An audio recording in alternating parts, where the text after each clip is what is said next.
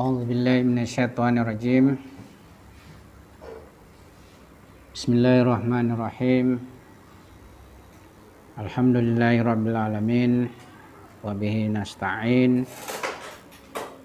Wa sallallahu ala Muhammadin wa ala alihi thayyibin at-tahirin wa ashabil muntajabin.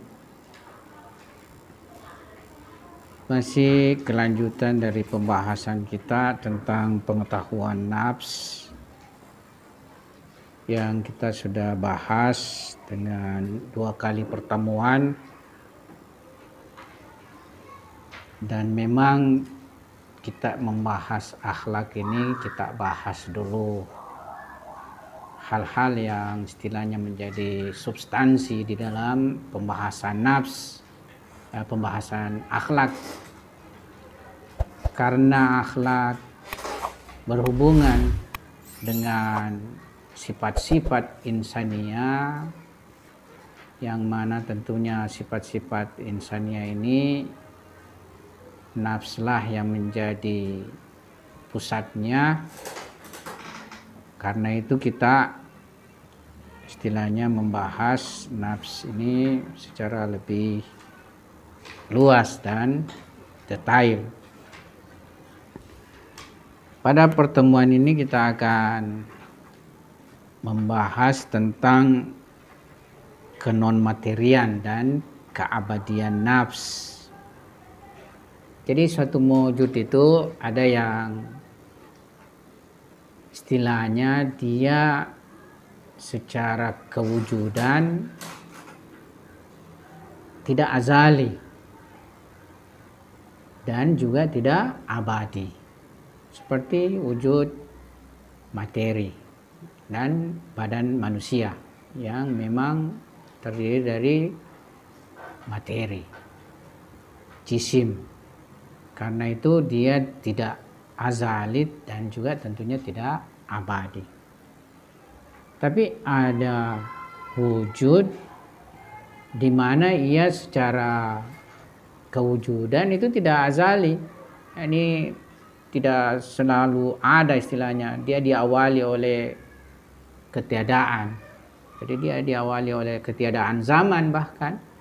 Sebagaimana sudah kita singgung, ada 3 pandangan tentang penciptaan nafs. Ya. Jadi dia tidak dicipta secara kadim. Artinya dia tidak mempunyai keberadaan secara kadim. Tapi dia mempunyai keberadaan secara hudus, dan hudusnya pun adalah hudus zamani, yakni pernah suatu ketika dia tidak ada, suatu zaman dia tidak ada, nah kemudian ia dicipta dan mendapatkan kewujudan. Nah, kita sudah menyoal itu, kita sudah menyinggung itu, ada beberapa pandangan, dan sepertinya yang lebih banyak mendekati pada kebenaran pandangan filosof hikmah muta'alia Sadra, yakni jismaniyatul hudus wa ruhaniyatul baka. Yang awalnya dia adalah jisim, tapi secara kelanjutan dan keeksisan dia adalah secara non materi. Ya. Nah, sekarang kita akan meninjau permasalahan kenonmaterian dan keabadian nafs. Nafs sesuai dengan argumen-argumen filsafat, yakni argumen-argumen filsafat Islam, ia merupakan suatu substansi non materi. Jadi kalau kita bagi beberapa substansi itu, ada substansi jisim, ada substansi nafs, ada substansi surah, ada substansi akal, dan ada substansi materi. Nah, substansi nafs ini menurut tinjauan istilahnya filsafat Islam adalah substansi non materi. Di antara argumen yang membuktikan kenonmateriannya adalah pengetahuan huduri kita terhadap diri kita. Ya, kita sudah senantiasa menyinggung tentang pembagian pengetahuan. Ada yang disebut pengetahuan huduri dan ada yang disebut dengan pengetahuan husuli. Nah, pengetahuan kita terhadap diri kita, terhadap nafs ini, itu adalah pengetahuan huduri. Dia bukan suatu bentuk pengetahuan husuli. Jadi salah satu argumen yang paling penting dalam membuktikan kenonmaterian nafs adalah jalan ilmu huduri kepada diri sendiri. Ya, kita semua kan dengan jelas mengetahui diri kita, merasakan diri kita. Kita semua menyadari keberadaan diri kita. Dan ini adalah suatu perkara badihi, suatu perkara yang jelas sekali. Tidak perlu kita mengambil dalil, tidak perlu kita meminjam dalil, tidak perlu kita membangun dalil. Ya, ini setiap orang mengetahui dirinya lewat pengetahuan huduri. Ya, pengetahuan huduri juga itu secara epistemologi tidak mungkin salah. Ia senantiasa benar. Ya. Bahkan terkait masalah pengetahuan terhadap diri ini, yakni pengetahuan huduri, pengikut materialis juga tidak dapat mengingkari adanya. Pengetahuan ini, ya, kaum materialis, kaum sofisme, ya, itu tidak bisa mengingkari adanya pengetahuan intuisi ini terhadap diri sendiri. Jadi kalau kaum sofisme misalnya menolak pengetahuan terhadap realitas eksternal, tapi terhadap realitas dirinya, ya mereka tidak bisa mengelak dari persoalan tersebut. Jadi setiap orang mengetahui dirinya lewat pengetahuan huduri. Ya. Setiap orang mengetahui dan menyadari keberadaan dirinya, serta mengetahui bahwa dirinya, ya, berbeda dengan berbagai maujud eksternal lainnya.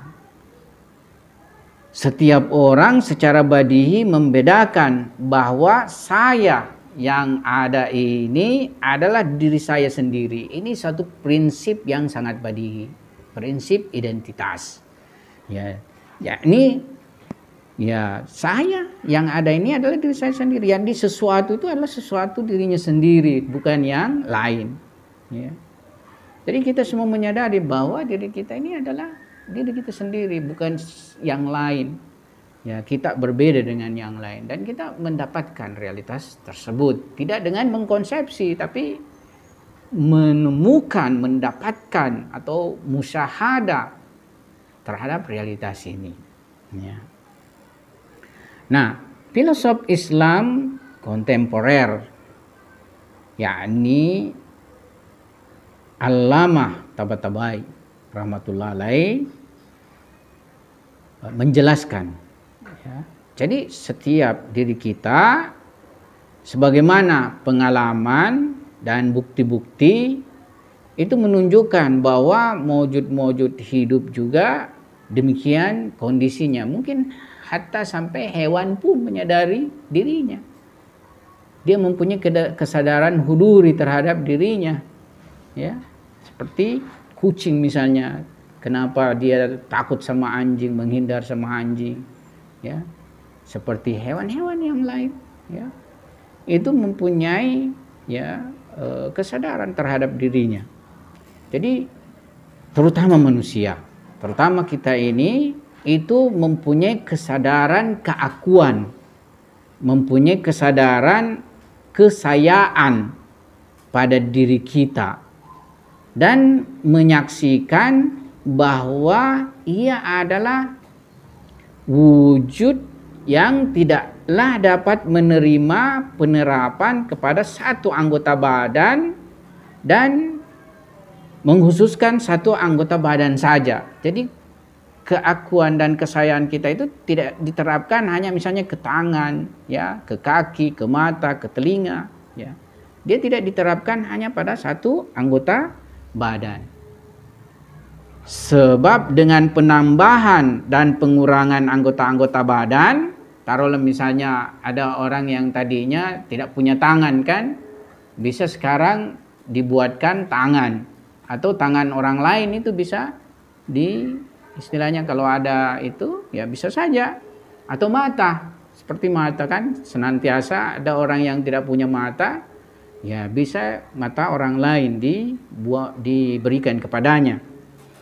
Atau dia kehilangan anggota badannya, ya misalnya kakinya terpotong, tangannya terpotong, atau matanya jadi buta dan lain sebagainya.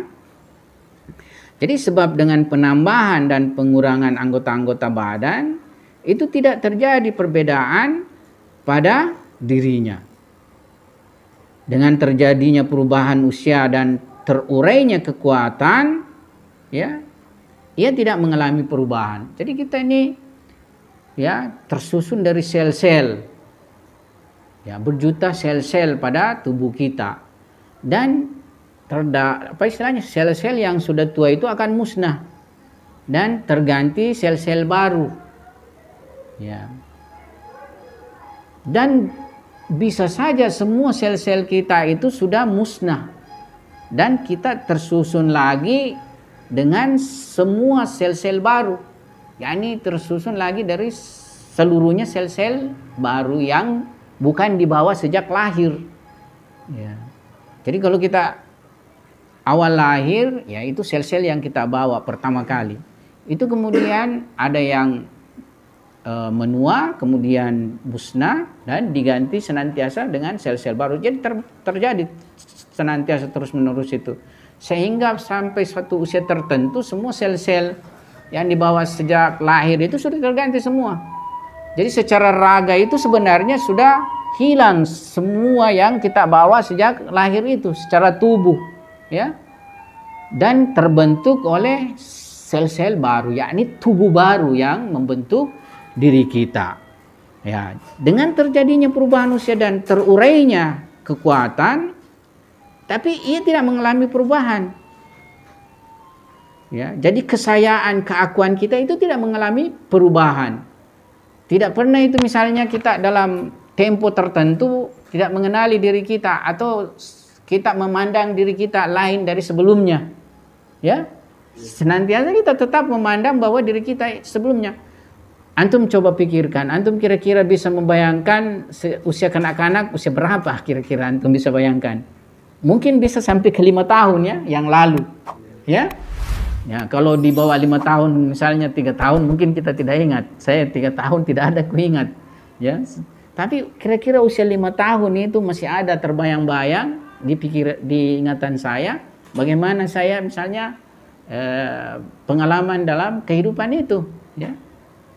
Ya, jadi itu kesayaan kita yang 5 tahun hingga sekarang ini bertahan, tidak berubah itu. Ya, tidak berubah. Beda dengan tadi tinjauan kita terhadap sel-sel badan kita. Sudah boleh jadi total berganti itu semua. Jadi jisim kita ini sudah jisim baru sebenarnya. Bukan lagi jisim yang kita bawa sejak lahir. Jadi ia tidak mengalami perubahan. Kecuali ia bahkan semakin sempurna. Ya, dan pengenalan terhadap dirinya semakin terang. Ya. Dan terkadang satu atau beberapa dan bahkan semua anggota badan terlupakan. Namun diri tidak dapat dilupakan sama sekali. Nah, Bu Alisina, filosof peripatetik, dia punya teori mengawang-awang di udara, di mana istilahnya dia menginginkan bahwa bagaimana sekiranya tidak ada yang bersentuhan dengan kita punya anggota badan, sehingga kita melupakan semua anggota badan kita itu. Apakah kita bisa melupakan diri kita? Ya, kita tidak bisa melupakan diri kita. Artinya, ya nafsu itu bukanlah sesuatu yang beraga kita itu. Ya, dia adalah substansi tersendiri dan itulah substansinya adalah non materi. Ya. Nah, Ya, jadi kita menyaksikan bahwa diri kita itu bisa mengingat saat-saat hari-harinya yang telah berlalu. Bahkan jauh telah berlalu. Seperti saya misalnya di usia yang 50 tahun lebih ini, ya berarti saya masih punya banyak ingatan sampai 45 tahun yang lalu. Ya, ya di bawah 5 tahun itu saya sudah tidak bisa ingat lagi. Usia 4 tahun itu apa, 3 tahun itu apa. Tapi saya ingat peristiwa-peristiwa tertentu sebelum masuk sekolah. Artinya sekitar usia 5 tahun itu kan. Ya, saya punya ingatan itu. Belum masuk sekolah kan, usia 6 tahun saya masuk sekolah. Apalagi usia 6 tahun. Saya masih ingat itu. Teman-teman saya bisa saya bayangkan siapa teman-teman sekolah saya. Kan begitu. Ya. Ya. Jadi kita menyaksikan bahwa diri kita bisa mengingat saat-saat hari-hari yang sudah berlalu itu. Menyaksikan selamanya sebagai sesuatu yang tetap dan tidak mengalami perubahan. Dan tidak menyaksikan sama sekali meskipun sangat sedikit. Ya, bahwa terjadi pergantian dan perubahan pada diri keakuannya, pada diri kesayaannya. Dan tidak akan pernah menyaksikan seperti itu. Ya. Menyaksikan pada dirinya, menyaksikan pada nafsnya sesuatu yang tunggal, yang tidak mempunyai sama sekali kejamakan dan pembagian. Jadi keakuan kita itu tidak terbagi-bagi kan? Ya, kesayaan itu tidak terbagi-bagi. Tidak seperti raga kita terbagi-bagi, ada tangan, ada kaki, ada leher, ada kepala, ada telinga dan ada yang lainnya. Tapi keakuan kita, kesayaan kita itu, makanya kita mengatakan saya yang melihat, saya yang mencium, saya yang mendengar. Kan seperti itu. Jadi kesayaan kita itu tidak terbagi-bagi. Ya. Jadi menyaksikan bahwa diri kita itu sesuatu yang tunggal, yang tidak mempunyai sama sekali kejamakan dan pembagian. Menyaksikan, dan ini adalah yang paling tinggi, bahwa sesuatu yang murni yang tidak mempunyai batas akhir. Jadi nafs kita ini tidak mempunyai batas akhir dan tidak terdapat percampuran padanya, serta tidak mempunyai sama sekali bentuk kegaiban pada dirinya, dan tidak ada sama sekali perantara antara ia dan dirinya. Jadi nafs kita ini tidak ada perantara dengan diri kita, ya. Dan dia adalah suatu potensi yang terus-menerus, istilahnya tidak pernah terbatas dan sampai batas tertentu. Senantiasa dia akan berkembang terus. Ya. Pengetahuan kita hari ini bertambah, pengalaman kita hari ini bertambah. Apa saja bertambah. Kalau ma'nawi kita hari ini bertambah, semua bertambah. Tapi tidak pernah merubah bahwa diri kita itu adalah diri kita. Bukan istilahnya kita bisa, karena terjadi penambahan ini, maka kita akan memandang bahwa bukan lagi diri kita. Tidak seperti itu. Ya, kita senantiasa berhubungan bahwa itu adalah diri kita. Nah, penjelasan ini memberi konklusi. Jadi memberikan hasil bahwa ilmu terhadap nafs adalah bukan materi. Jadi pengetahuan terhadap nafs itu bukanlah materi. Dan lebih tinggi dari itu memberi konklusi bahwa nafs dirinya adalah ilmu pada dirinya. Jadi yang mengetahui dan diketahui dalam hal ini itu adalah satu, yakni yang mengetahui adalah nafs, dan yang dia ketahui juga adalah nafs, ya. Yakni realitas ilmu dan realitas yang diketahui dalam hal nafs adalah satu. Nah, ini diistilahkan kesatuan alim atas ma'lum, ittihad alim bar ma'lum. Ya, jadi ini satu prinsip bahwa pengetahuan terhadap diri itu tidak ada perantara. Jadi yang mengetahui dan diketahui adalah satu. Karena pengetahuan itu adalah materi, non materi. Ilmu itu non materi. Sekiranya misalnya yang kita bayangkan itu api adalah materi, terbakar kita punya ya mental. Ya. Kita misalnya berpikir tentang mobil, masuk mobil berat, ya tentu ya kepala kita tidak mungkin menampungnya. Ya, jadi pengetahuan itu adalah non materi. Nah, tentu yang bisa menjadi tempatnya atau wadah ke non materian itu adalah sesuatu yang juga non materi. Nah, apalagi dia adalah satu. Jadi pengetahuan dan yang mengetahui itu, ya itu adalah satu. Mengetahui dan diketahui itu adalah satu. Terutama terkait masalah nafs ini. Nah, setelah kita istilahnya tadi mencoba membuktikan kenon materian nafs, banyak sebenarnya argumen, ya argumen, tapi ini argumen agak sedikit bersifat epistemologi, ini yang kita ambil, tapi banyak sekali argumen tentang kenon materian nafs.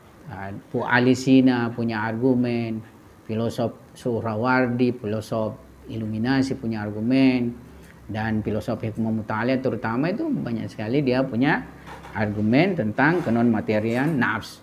Nah, salah satu dimensi yang bisa kita berhadapan terkadang dan istilahnya bisa kita antar itu kaum materialis terhadap persoalan apa istilahnya ketiadaan pandangan mereka terhadap adanya wujud non materi adalah masalah nafs. Kalau langsung Tuhan agak berat terkadang dia, karena dia mengatakan ya fenomena kausalitas sebab dan akibat itu ya dari materi. Semuanya murni dari materi. Jadi kita pertama harus berhadapan dengan dia membuktikan satu wujud yang non materi. Dan paling dekat wujud non materi terhadap diri kita, terhadap dia, meskipun kalau dalam konsep ilahiyah transendental justru Tuhan lebih dekat dengan kita sebenarnya, ya. Tuhan mengatakan ya, ana akrabu min hablil warid, misalnya kan, ya, bahwa Tuhan itu lebih dekat daripada jiwa kita. Tapi ya ini tentu mempunyai pengetahuan yang lebih dalam lagi, pengetahuan ilahiyah. Tapi kalau kaum materialis kita tidak bisa pakai itu. Ya, yang bisa kita pakai adalah terhadap diri kita yang sama kan? Ya. Jadi beranjak dulu dari masalah pengetahuan nafs.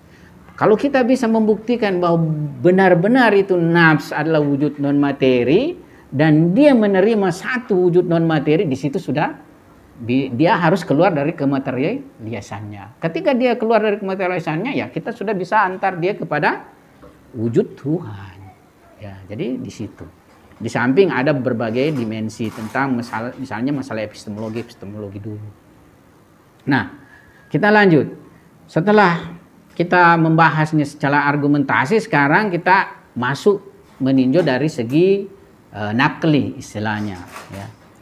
Jadi terdapat juga riwayat yang mengisyaratkan tentang kenon materian daripada nafs, ya, yang mana ia tidak akan mengalami kesirnaan, dia tidak akan mengalami kemusnahan dan kefanaan, ya, yaitu hadis Nabi suci Muhammad Sallallahu Alaihi Wasallam yang menjelaskan bahwa kalian itu tidaklah dicipta untuk musnah. Kalian itu tidaklah dicipta untuk fana atau sirna. Akan tetapi dicipta untuk abadi. Dicipta untuk baka. Ya. Dan kalian akan dipindahkan dari satu tempat ke tempat lain. Ya. Riwayatnya seperti ini. Ma khuliqtum lil fana. Jadi kalian itu tidak diciptakan untuk fana, untuk sirna, untuk musnah. Bal khuliqtum lil baka. Bahkan kalian itu dicipta untuk baka, untuk eksis, untuk abadi. Wa innama tangkiluna min darin ila darin. Dan sesungguhnya kalian itu akan berpindah dari suatu tempat ke tempat lain.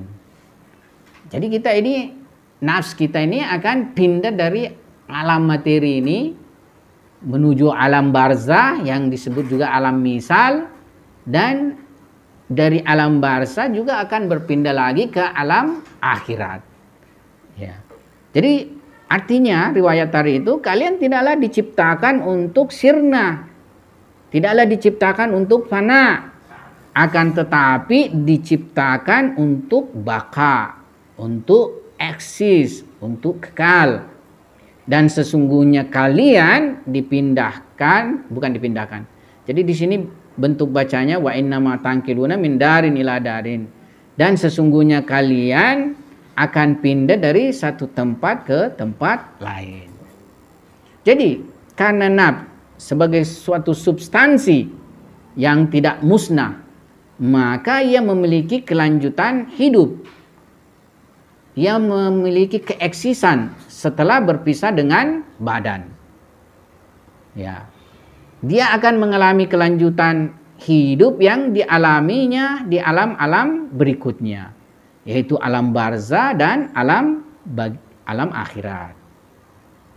Selanjutnya bagi nafs tentu terdapat perhitungan spesifik khusus atas segala apa yang pernah diperbuatnya dalam kehidupan di alam ini, ya, di alam dunia ini, ya tidak misalnya dia melakukan keburukan sama dengan melakukan kebaikan. Ya, ini kan sebenarnya yang melakukan ini nafs. Tangan ini digerakkan saja dengan nafs, nafs yang punya irada. Jadi kalau misalnya mengambil sesuatu dengan baik, ya itu nafs juga. Mengambil sesuatu yang buruk itu nafs juga. Pernah saya berikan sampel kan, sekiranya seseorang yang 20 tahun tangannya itu sebagai tangan yang mencuri, ya sebenarnya tidak boleh dihukum lagi. Kenapa? Karena semua sel-sel tangannya itu 20 tahun bisa saja semuanya berganti.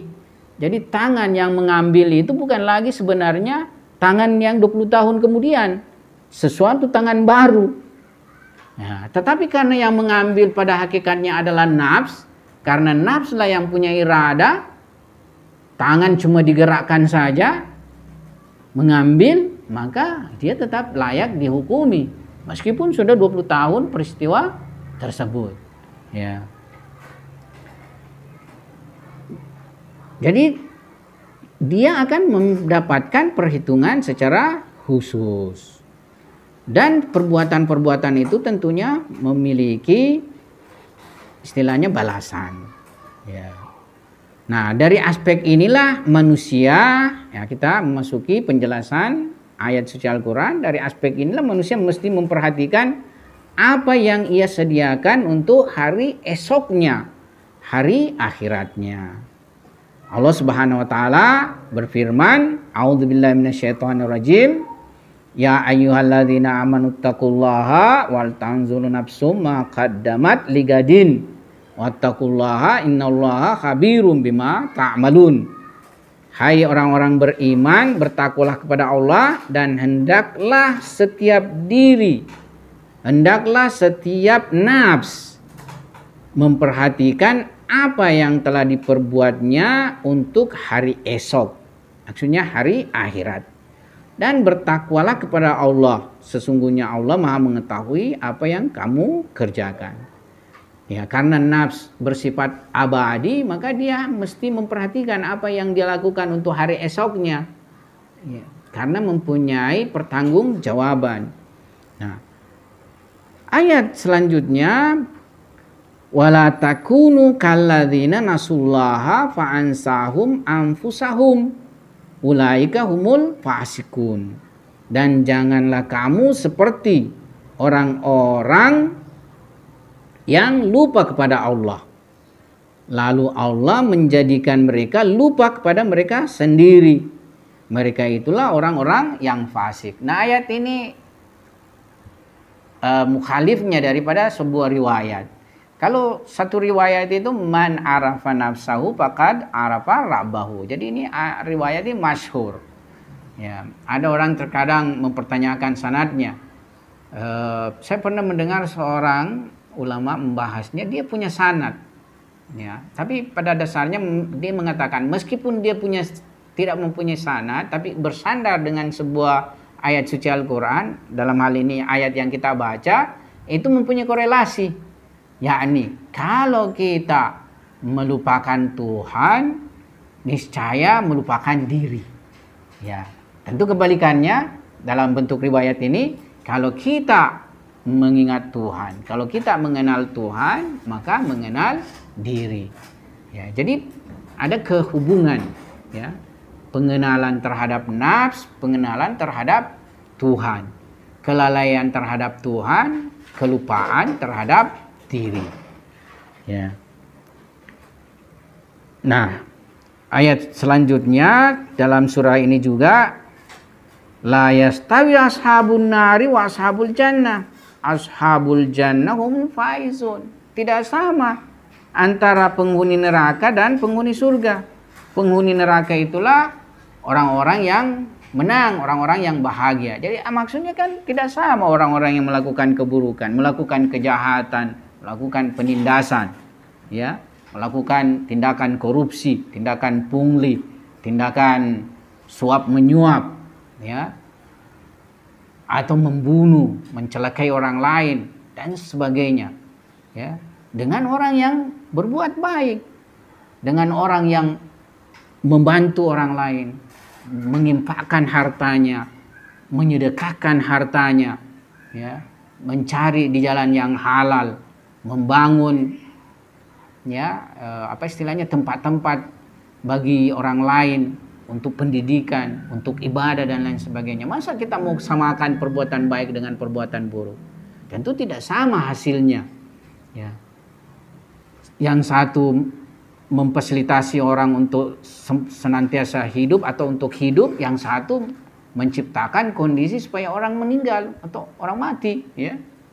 Memiskinkan rakyat itu mempercepat rakyat mati. Jadi korupsi itu ada andilnya untuk masyarakat mati. Hati-hati korupsi, ya. Karena ya misalnya dikorupsi, rakyat miskin tidak bisa berobat, kalau sakit mati, ya. Padahal mestinya dia mempunyai, karena cuma dikorupsi.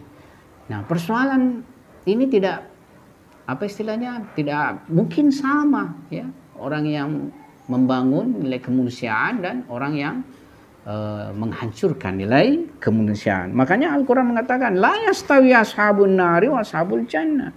Ashabul jannah humul faizun. Tidaklah sama penghuni neraka dan penghuni surga.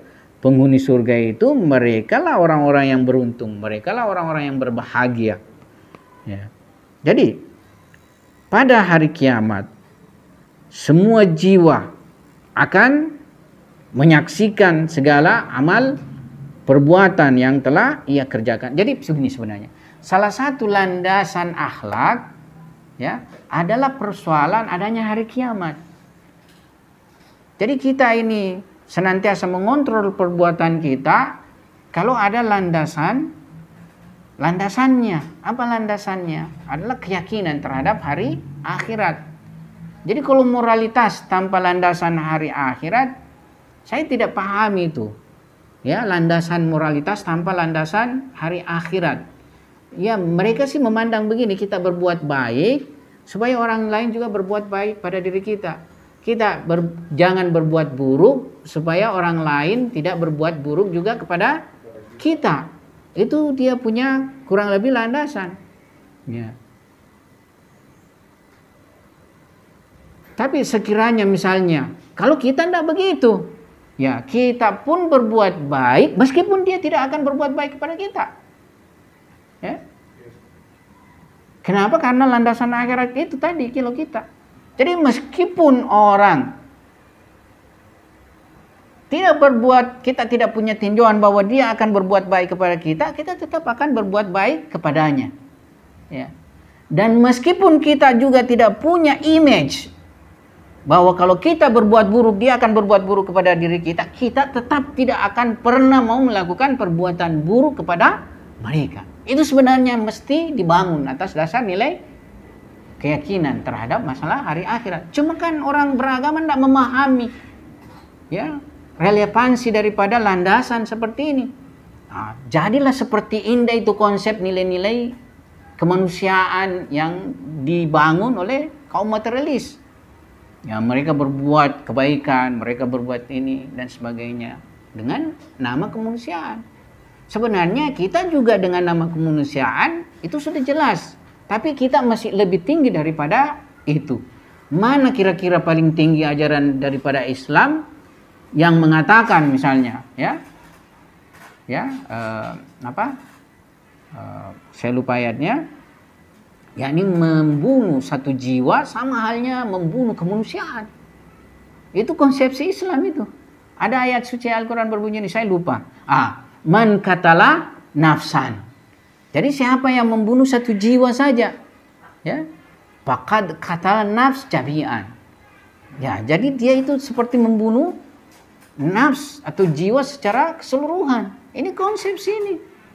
Jadi tidak ada konsepsi mengatakan bahwa kalau kita istilahnya berbuat baik, tunggu balasannya. Dia akan berbuat baik. Tidak seperti itu Islam. Jadi memang kita haruslah berbuat baik kepada sesama insani. Dia mau balas, dia mau baik kepada kita atau tidak, tetap kita berbuat baik. Ataukah kita harus tidak berbuat buruk kepadanya, bukan karena kita mempunyai kekhawatiran nanti dia berbuat buruk kepada kita. Tidak seperti itu. Ya, tetap kita harus tidak berbuat buruk kepadanya. Nah, jadi pada hari kiamat semua jiwa akan menyaksikan segala amal perbuatan yang telah ia kerjakan. Tidak ada satupun yang tidak tercatat pada dirinya. Jadi tidak ada satupun yang luput dari catatan ilahi. Cuma di dalam konsepsi perbuatan buruk itu kalau kita bertobat akan dihapus. Dan kalau kita berbuat baik, perbuatan baik akan menutupi perbuatan buruk tersebut. Ya. Bahkan bisa jadi perbuatan buruk ini yang tidak bisa ini. Perbuatan buruk akan menjadi baik. Ya. Jadi agama demikian tinjauannya. Nah, jadi segala sesuatu amal perbuatan itu yang sudah kita kerjakan tidak ada satupun yang tidak tercatat pada diri manusia. Tuhan berfirman, wa kullu syai'in fa'aluhu fi zubur wa kullu sagirin wa kabirin mustatar. Ya, dan segala sesuatu yang mereka kerjakan, yang telah mereka perbuat, itu tercatat dalam buku-buku catatan fi zubur. Dan segala urusan yang kecil maupun yang besar itu semuanya tertulis. Juga firman Tuhan, wa wudiyal kitabu fataral mujrimina muspikina mimma fihi wa yaquluna ya wailatana ma li hadzal kitabi la yugadiru saghiratan wala kabiratan illa ahsaha wa wajadu ma amilu hadira wala yazlimu rabbuka ahadan. Artinya, dan diletakkanlah kitab, lalu kamu akan melihat orang-orang yang bersalah ketakutan terhadap apa yang tertulis di dalamnya, dan mereka berkata, aduhai celaka kami, kitab apakah ini yang tidak meninggalkan yang kecil dan tidak pula yang besar, melainkan ia mencatat semuanya. Dan mereka dapati apa yang telah mereka kerjakan itu tertulis.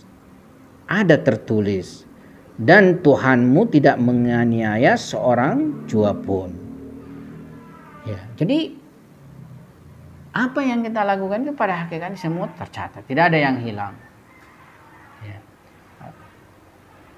Menurut pikiran saya, ada yang menafsirkan kitab itu, misalnya kan mungkin kita mempersepsi ada buku catatan, ya. Itu kalau misalnya alam di sana masih jisim. Jadi kalau alam di sana itu masih jisim, ya misalnya ada buku catatan disodorkan kepada kita, baru kita baca, ada semua kesalahan kita. Ya, bisa saja kita persepsi, misalnya masyarakat pada umumnya kan. Ya. Tapi mana dawatnya, apa bentuk dawatnya, ini kan semua kita akan pikirkan apa bentuk tintanya yang bersifat abadi itu, apa bentuk kertasnya, ya, siapa yang menulisnya, ya. Ada tafsiran yang dimaksud catatan sebenarnya itu adalah nafs sendiri. Maksudnya peristiwa yang dilewati nafs itu semua itu melekat pada nafs semua. Seperti kita ini kan. Kita bisa mengingat yang sampai usia 5 tahun lalu itu. Bahkan mungkin kalau lebih lagi ada 4 tahun. Bahkan menurut ada yang bisa ingat misalnya lebih daripada itu. Ya.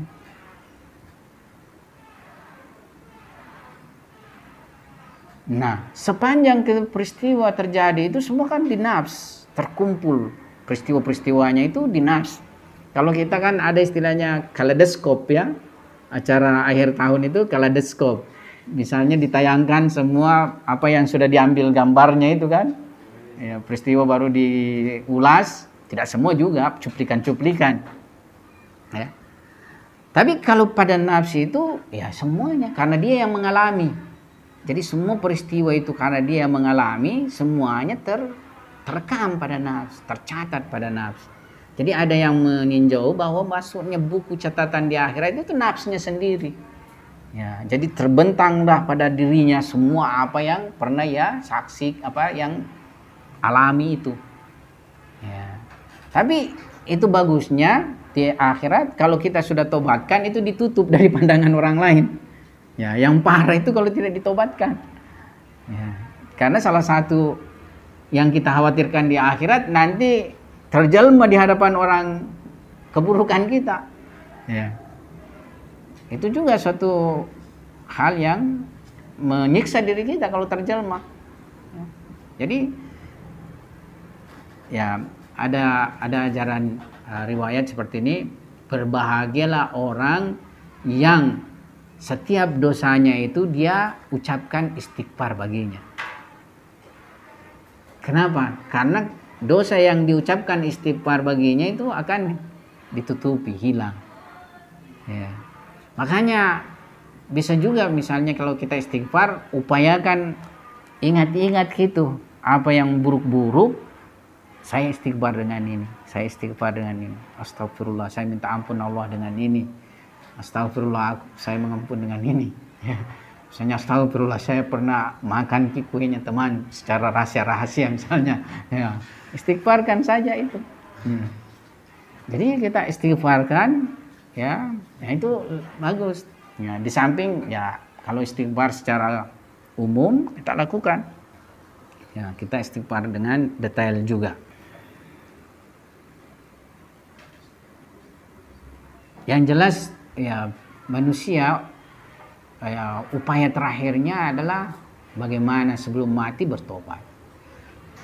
Nah di sini sebenarnya ada paling apa istilahnya paling penting kita pahami bahwa nafs itu kan nafs itu bukan seperti jasad, jisim ya. Kalau saya punya jisim ini kurus, untuk menggemukkannya itu butuh waktu menggemukkannya kan? Ya. Atau misalnya kita punya pendek, untuk meninggikan itu butuh waktu. Ya, ini fisik. Tapi nafs tidak. Sekejap saja itu bisa mengalami perubahan. Sekejap saja. Contohnya ya. Contohnya di ayat suci Al-Quran itu dijelaskan bahwa tukang sihir ini itu berhadapan dengan Nabi Musa alaihissalam. Ya. Nah, para tukang sihir ini mereka mau bertanding dengan Nabi Musa dengan harapan akan mendapatkan posisi dekat dengan Fir'aun. Kedudukan dekat dengan Fir'aun. Akhirnya sesuai dengan kesepakatan mereka mengadu kekuatan lah. Ya. Tukang sihir itu ya melakukanlah sihir. Jadi mengubah tali-tali itu menjadi ular dalam ini peristiwa ini. Kemudian Nabi Musa mengubah tongkatnya menjadi ular besar yang kemudian memangsa ular-ular kecil. Tukang sihir sebenarnya adalah ilmuwan di zaman tersebut. Dia mengetahui bahwa ilmuku ini paling tinggi, bisa menciptakan ular-ular itu, ya. Tapi kok masih ada yang kalahkan, ya. Nah, ketika dia menyaksikan fenomena itu, sekejap saja langsung berubah secara revolusioner, totalitas. Para tukang sihir itu langsung dia berubah, beriman kepada Tuhan Nabi Musa alaihissalam. Mereka berubah, langsung beriman. Yakni langsung meninggalkan kekufuran dan beriman kepada Tuhan. Dan mereka sanggup menanggung resiko sangat berat dengan keimanan, dengan perubahan ini. Ya. Karena ketika mereka beriman, Firaun mengatakan, saya akan mengasapmu, saya akan menyalibmu, akan membunuhmu dengan cara menyalibmu. Dan mereka sudah tidak tergoyahkan lagi keimanannya. Jadi sekejap sekali itu peristiwanya. Hanya karena ia menyaksikan sudah suatu mukjizat dari Nabi Musa dan sudah tunduklah dia punya akal kekuatan itu, ya. Wah, ini bukan lagi seperti kita ini. Ini memang benar-benar suatu misalnya dari Tuhan. Langsung mereka beriman. Jadi seperti itu. Perubahan nafs. Nah, demikian pula perubahannya menuju kepada keburukan. Ya. Sebab manusia itu setiap hari berubah. Makanya ada riwayat, ya, ada riwayat menjelaskan ada orang yang misalnya beriman pagi tapi petangnya menjadi kufur. Ya, seperti itu. Ini sebenarnya hanya menggambarkan begitu cepatnya terjadi perubahan. Cuma riwayat ini tidak menggambarkan misalnya perubahan bisa saja justru sedetik, semenit misalnya perubahan. Ya. Kalian hadirlah di majelis misalnya Imam Husain satu malam itu. Nah, di pasukan Yazid itu ada namanya Al-Hur. Al-Hur ini dia salah seorang komandan dari pasukan Yazid. Al-Hur ini dia terdidik di kehidupan masyarakat Syria. Di mana masyarakat Syria itu memang dididik membenci Ahlul Bait Nabi. Jadi tidak pernah di sini terpengaruh oleh ajaran Ahlul Bait Nabi. Bagian Syria ini. Syria ini sekarang adalah Syria, Damaskus, ya. Ya, Syam. Dulu disebut negeri Syam. Sekarang Syria. Jadi memang wilayah ini tidak pernah terpengaruhi oleh pengaruh Ahlul Bait. Ini Syam, negeri Syam. Jadi siapapun yang terdidik di zaman itu, di zaman ini, pasti mereka mengenali Ahlul Bait sebagai tidak baik. Yang benar ini adalah Yazid ini. Ya. Nah, Al-Hur salah seorang komandan daripada Yazid. Bahkan dialah yang menggiring cucu Nabi itu menuju ke wilayah Karbala itu. Jadi dialah yang mencegah dan menggiring menuju ke wilayah Karbala itu. Nah, yang saya ingin katakan perubahan demikian cepatnya itu pada hari Asyura itu. Jadi pada hari Asyura, kan sebelum hari Asyura itu Imam Husain itu memperkenalkan dirinya kepada orang-orang. Banyak juga di antara mereka itu mengenal Imam Husain karena banyak juga dari Mekah, dari Madinah yang pindah ke sana, ke negeri Syam itu. Termasuk seperti Shimir dan lain sebagainya. Umar bin Sa'ad. Umar bin Sa'ad itu namanya sebenarnya Umar bin Sa'ad bin Abi Waqqas. Ya, yang berperang dulu sama Nabi. Jadi putranya itu, ya. Nah, jadi banyak juga itu dari Madinah, dari Mekah pindah ke sana, yang istilahnya mengenali Imam Husain, tapi mereka berpihak kepada Yazid, ya.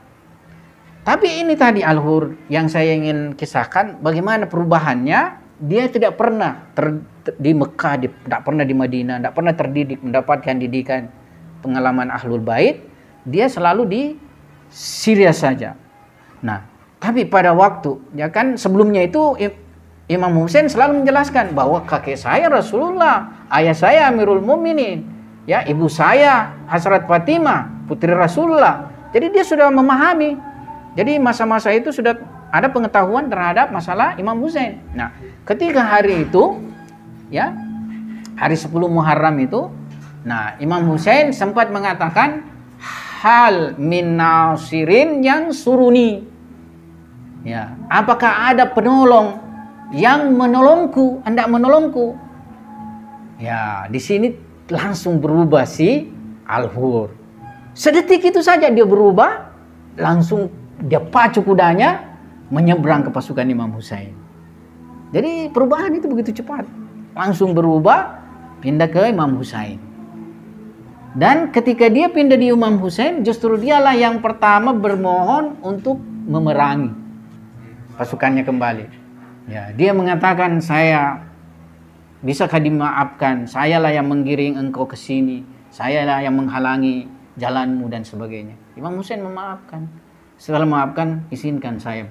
Dan dialah yang pertama maju di medan perang, melawan kembali pasukan-pasukan yang tadi dia pimpin. Ya, dia sempat membunuh banyak, yang pada akhirnya dia pun syahid pertama. Nah, Imam Husain dia puji. Ya, betapa bahagia ibumu yang memberi nama kau Al-Hur. Al-Hur itu artinya merdeka, orang yang merdeka. Ya, Al-Hur. Jadi lihat perubahan seperti itu. Jadi jangan main-main bahwa saya sedikit-sedikit saja, bisa saja nanti tobat hari-hari terakhir misalnya, bisa saja tidak berubah. Ya, maksudnya kita ini mesti selalu waspadai diri. Ya. Jadi perubahan. Jadi di dalam peristiwa itu ada orang dulunya baik berubah menjadi buruk. Ada orang buruk berubah menjadi baik. Jadi perubahan ini semua bisa terjadi. Jadi nafs ini pada akhirnya ya dengan kita merenungi permasalahan nafs ini, dengan lewat tafakkur pada nafs, itu akan mengantar kita pada pengetahuan dan ma'rifat yang transenden, yang substansial, bahkan pengetahuan dan ma'rifat kepada Allah Subhanahu wa taala. Ya, kita akan mengenali hakikat penciptaan diri kita, di mana kita ini diciptakan bukan untuk sirna. Jadi ada saya punya pernah dengar seorang profesor Islam ya membahas ya cukup menarik bahwa salah satu perbedaan manusia dengan hewan lain, bahwa manusia itu berpikiran mati, berpikiran terhadap persoalan kematian. Ya. Kalau hewan lain tidak berpikir tentang persoalan kematian, karena boleh jadi dia punya ini tidak abadi atau lainlah persoalannya. Tidak ada misalnya pertanggungjawaban daripada apa yang mereka lakukan. Tapi karena manusia adalah maujud punya kesadaran demikian, sehingga dia selalu berbuat mati. Coba orang-orang yang selalu melakukan dosa itu selalu juga itu menyesali dan berpikir was-was juga, kalau mati kau bagaimana? Akhirnya nanti ya selalu. Jadi manusia itu adalah salah satu maujud yang senantiasa berpikir tentang mati, kematian. Ya, jadi itu persoalan. Nah, dan hakikat kematian ya sebagaimana kita punya pembahasan, bukanlah kemusnahan, bukanlah kesirnaan. Bahkan hakikat kematian itu adalah kehidupan yang lebih terang, kehidupan yang lebih abadi. Ya, oleh karena itu tentu kita semua dengan dimensi ini harus memperbaiki sifat-sifat kita. Nah, ini maksudnya landasannya. Ya, jadi kita harus memperbaiki sifat-sifat kita. Kenapa? Karena inilah nanti sifat-sifat ini ya dan amal-amal ini yang membentuk nafsi itu. Jadi sebenarnya nanti itu tidak ada yang dari luar menyiksa kita. Boleh jadi dari diri sendiri. Ya, bahwa api itu terjelma membakar itu dari diri sendiri. Ada juga tafsiran begitu, banyak tafsiran. Ya, kalau dulu bayangan kita, oh api dibakar kayak api datang membakar kita. Nah, boleh jadi nanti itu ya dari diri sendiri terbakar diri kita. Boleh jadi buah itu juga ya muncul dari nafsu kita yang menciptakan ya, yang dinikmati. Ya, jadi kebahagiaan dan kesengsaraan bergantung bekalnya nafs untuk hari akhirat itu. Makanya Al-Qur'an mengatakan wa tazawwadu fa inna khairaz zadi at-taqwa. Ya. Carilah bekal ya, dan sebaik-baik bekal itu adalah ketakwaan kepada Allah Subhanahu wa taala.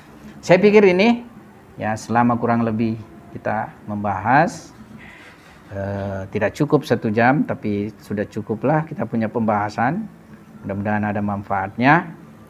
Ya, insyaallah kita akan lanjut pada pembahasan selanjutnya. Mungkin masih ada pembahasan tentang nafs 1 kali lagi, yakni bagaimana nafs ini diarahkan pada kesempurnaan. Sekian, wabillahi taufiq wal hidayah. Assalamualaikum warahmatullahi wabarakatuh.